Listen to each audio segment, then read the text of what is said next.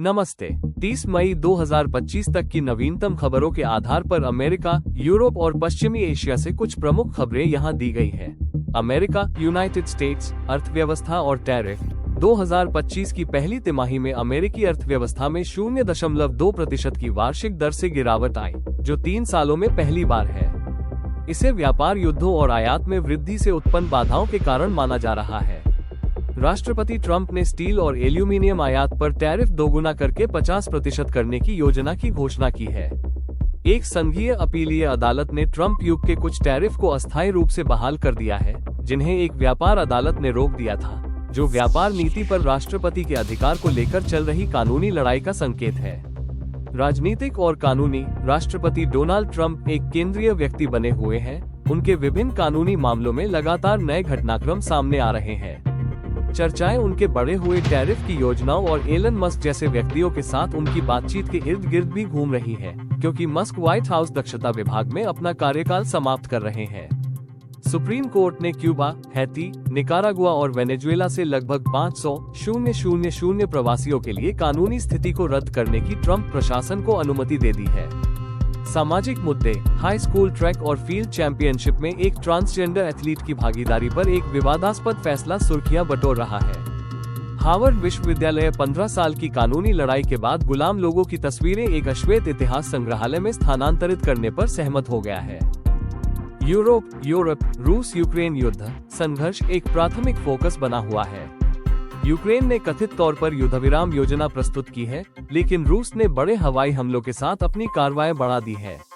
Germany ने Ukraine को लंबी दूरी के हथियार बनाने में मदद करने का वादा किया है। पर्यावरण आपदा। स्विट्जरलैंड में एक महत्वपूर्ण घटना हुई जहां बच ग्लेशियर का एक बड़ा हिस्सा टूट गया, जिससे ब्लैटन गांव का अधिकांश हिस्सा दब गया और कई घर ध्वस्त हो गए।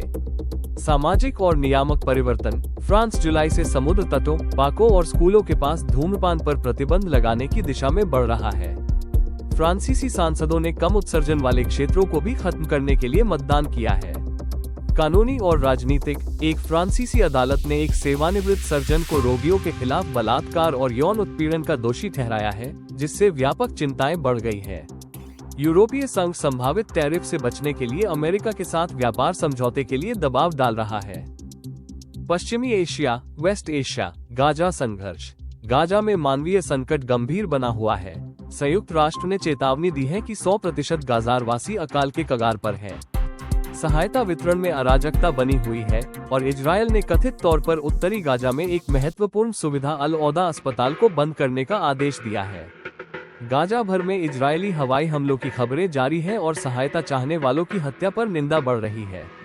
हमास कथित तौर पर एक नई अमेरिकी युद्धविराम योजना की समीक्षा कर रहा है, लेकिन उसने कहा है कि यह उनकी मांगों को पूरी तरह से पूरा नहीं करती है और इस पर अभी भी चर्चा जारी है।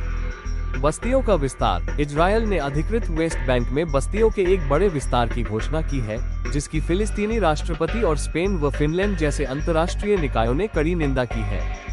क्षेत्रीय सुरक्षा। लेबनान के दक्षिण में इजरायली हवाई हमलों में 2 लोगों के मारे जाने की खबरें हैं। दाइश आईएसआईएस ने सीरिया में अपने पूर्व लड़ाकों पर अपने पहले हमले का दावा किया है। यमन के हौथी बलों का दावा है कि उन्होंने इजरायल में बेन गुरियन हवाई अड्डे पर एक हाइपरसोनिक मिसाइल दागी है। लापता नागरिक।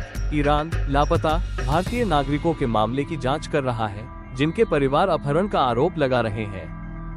कृपया इस वीडियो को लाइक करें, चैनल को सब्सक्राइब करें और अपना समर्थन दें ताकि यह सामग्री आगे बढ़ सके।